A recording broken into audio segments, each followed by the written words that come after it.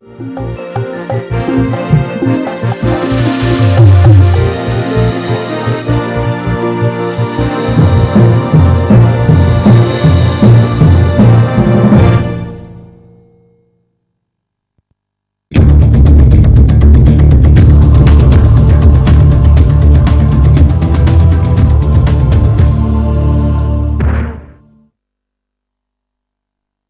malam pemirsa, kita berjumpa lagi dalam program Hukum di Mata Bowo. Program yang mengulas tentang kabar-kabar hangat terkini dilihat dari sisi hukum tentunya. Dan di studio juga sudah hadir para tamu undangan. Selamat malam semuanya. Dan seperti biasa, saya sudah bersama dengan seorang pakar hukum yang sudah tidak asing lagi. Ya, seperti biasa ada Dr. Haji Sunarno Edi Wibowo SHM yang biasa kita kenal dengan sebutan Cak Bowo. Apa kabar nih Cak Bowo?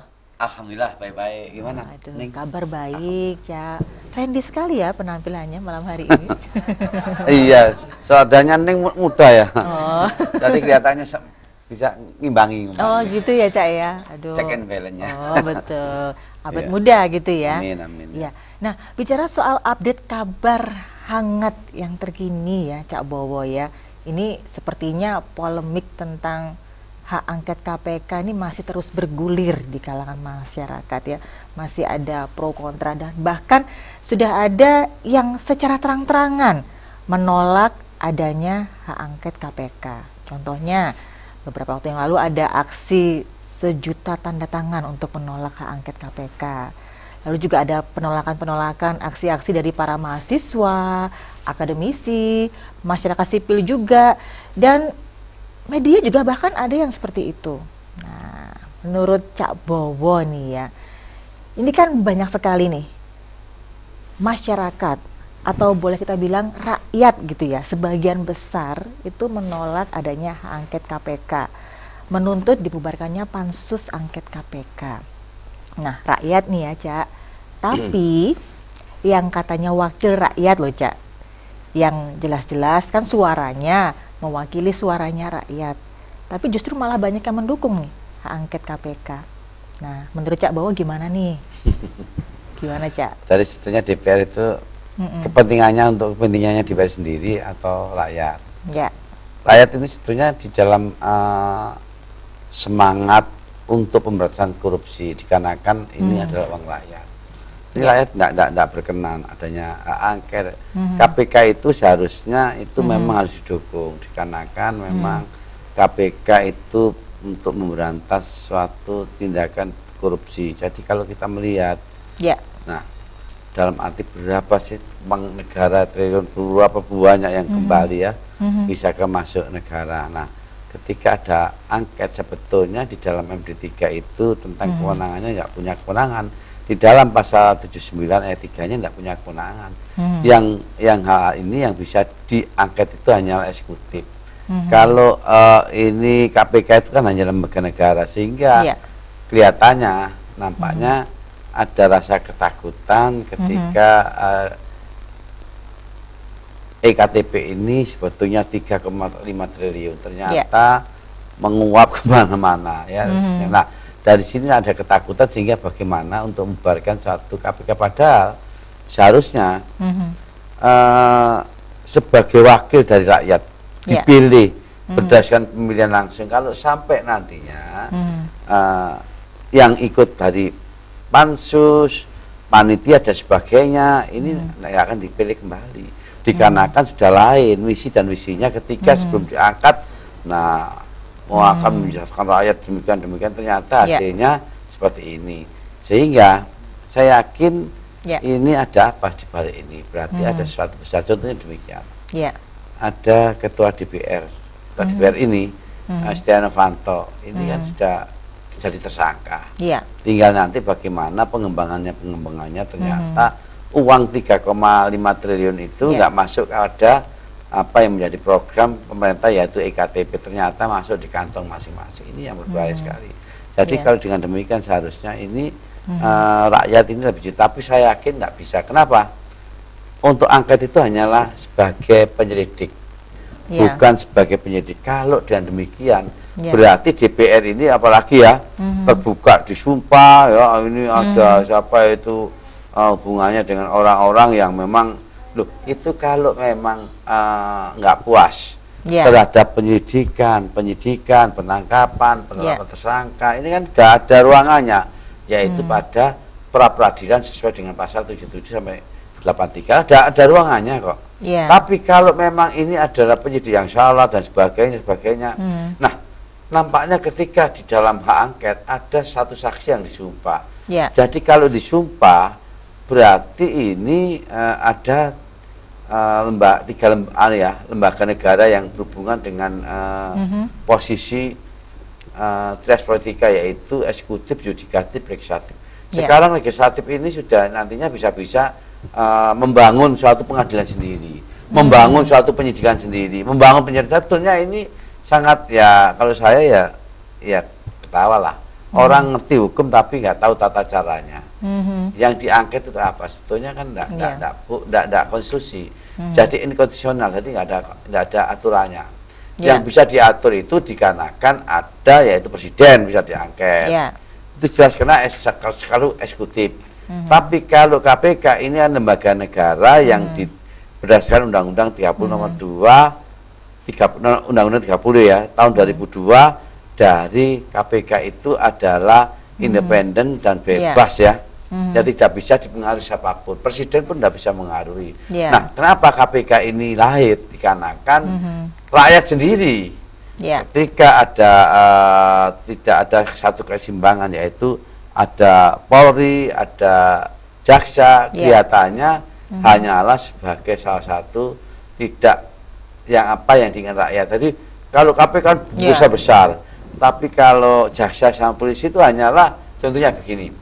Kasus kecil gitu. Kasus kecil ya, contohnya begini. ADD, alokasi dana desa ya. Sebetulnya hanya ada 5 juta. Itu pun sama kejaksaan. Itu pun di BAP pernah terjadi nih fakta. Nggak taunya 5 juta aja sampai kena. Padahal ini memang tidak sesuai dengan apa peruntukan. Makanya saya harap memang ada sekarang Permendagri. Permendagri itu ada anggaran-anggaran ya, kalau nggak salah nomor 4 tahun 2016 nih. Itu sekarang itu ketika adanya sesuatu hubungannya dengan uang negara itu terbuka. Jadi anggarannya berapa, masukannya berapa, dibuka dan dimasukkan banner. Nah itu baru bagus. Bagus sekarang. Nah ini jangan hanya pada tingkat, saya melihat tadi ke Jombang ya. Ada kalau nggak salah dari pelosok. Jadi kepala desa pelosok itu membuat banner, jadi pendapatan ADD berapa, uang masuk berapa, uang keluar berapa, itu sudah masuk ke dalam banner. Jadi transparan ya? Transparan itu. Saya ini ya, daerah Kecamatan Pelosok tapi desanya Pelosok, saya tahu tadi. Inovatif ya berarti. Itu inovatif, bagus. Memang sesuai dengan tadi saya katakan. Peraturan Kementerian Dalam Negeri nomor 4 tahun 2016 baru GES ini. Ini dilaksanakan sekarang. Alhamdulillah dilaksanakan. Jadi kalau dengan demikian kan seneng. Jadi ada sesuatu yang transparan. Betul. Kalau kan dengan demikian semuanya sebetulnya bukan hanyalah desa saja, tapi bupati, wali kota, gubernur, ya bisa untuk diumumkan, semua itu bagus. Nah, semua intensional semua, baik kejaksaan, baik kepolisian, baik pengadilan yang ada anggarannya dengan keuangan negara harus transparan. Masa ada mulai dengan desa yang kecil itu. Seharusnya tingkat ini besar ke semuanya, bukan hanya desa lah. Inilah nanti akan bergulir ketika 17 Agustus ini, supaya nantinya terbuka bagaimana kan bangkit ya berarti ya. Betul. Jadi tidak ada tindakan yang korupsi. Maka saya ngomong, Pak, jangan sekali-sekali Pak, nantinya Bapak pokoknya uang ini meskipun masyarakat, saya ngomong pada luarnya, masyarakat mintanya bangun masjid, tetapi ADD-nya itu peruntukannya Bapak Profesor itu hanyalah bangun jalan. Jangan, tetap jalan. Kalau bangun masjid, maka peruntukan kena Pak. Kenapa? Karena ada target-target seperti itu. Jadi sebetulnya dikembalikan pun kena asas tindak pidana tipikor pasal 4 itu tidak bisa menghapus saja. Jadi Undang-Undang tadi 31/99 Perpres 2021 pasal 4 meskipun dia mengembalikan uang tetap perbuatan pidananya nggak akan lepas, tetap kena. Tetap mengikuti gitu ya, harus bertanggung jawab ya. Uang ADD ya dipinjem. Ya toh? Dipinjem nih, dikembalikan perbuatannya kena. Meskipun dikembalikan kena. Contohnya anggaran apa aja apapun itu tidak boleh dipinjam. Dipinjam pribadi maksudnya. Tapi habis itu belum digunakan dikembalikan pun kena kalau ada laporan. Nah, harus hati-hati makanya dengan demikian. Walaupun masih terindikasi itu juga sudah kena. Iya memang gitu potensi, indikasi. Ini memang perlu sekali antisipasi. Harus memang kalau saya Presiden ketika nanti pembangunan jalan harus membuat suatu terobosan adanya Perpu memperbaiki tentang pasal 2 dan 3. Apa itu, Cak? Ya penjelasannya tadi, penjelasannya bahwa korupsi itu potensi, indikasi. Ya toh? Kata dapat. Bahaya loh ini, kata dapat. Nah, kalau kata dapat ya lihat dari mana? Lihat dari hakimnya, yang hakim kan hukum di mata hakim. Kadang-kadang hakim pokoknya ini. Dan jaksa gitu. Hukum di mata penyidik. Kalau korupsi loh, ya dari kepolisian itu tergantung mata penyidik, mata penuntut umum, mata hakim. Jadi begitu. Oleh karena itu perlu adanya jangan hanyalah Perpu hanya membubarkan HTI, jangan. Tetapi Perpu ini perlu strategis bagaimana yang kata penjelasan dari pasal 2 dan 3 ini kata dapat. Kalau kata dapat ini sudah tahu, indikasinya kata dapat, belum aja sudah kena. Nah ini berbahaya sekali ketika nanti pembangunan akan jalan, makanya akan berhenti semua, orang-orang kontraktor semua takut dikarenakan apa? Dikarenakan takut nantinya orang melapor, wah sudah ini, demi penyidikan, ya memang benar kepentingan penyidikan, tapi kan harus seperti KPK itu loh, nggak syukur-syukur nyidik tapi dia harus memahami dulu ada kerugian negara, BPK dipanggil dulu, apakah ada kerugian itu, nggak ini kodek langsung begitu, jadi nggak akan kerja. Maka swasta ini sekarang banyak sekali, contohnya SKPD itu tidak ada sekarang mau bangun, lebih baik dia meskipun ya itu pangkatnya jenderal, tanggung jawabnya kopral, maksudnya demikian. Daripada dia mengikuti proyek tender dan proyek, lebih baik berhenti. Untuk apa? Daripada nanti kena korupsi anaknya, istrinya, sebagainya. Itulah Mbak. Masa depan ya, gitu ya. Baik, kita akan break sebentar ya, Cak Bowo. Dan pemirsa, bagi Anda yang juga langsung ingin berinteraksi dengan Cak Bowo, mungkin ingin melakukan konsultasi hukum, atau mungkin bertanya, atau mungkin sharing pendapat, bisa langsung bergabung di line telepon kita di 031 73 20 333. Sekali lagi di 031 73 20 333, atau bisa via SMS maupun WA di 0878 03 kali 41717. Tetap dihukum di mata bawah, kita akan kembali setelah yang satu ini.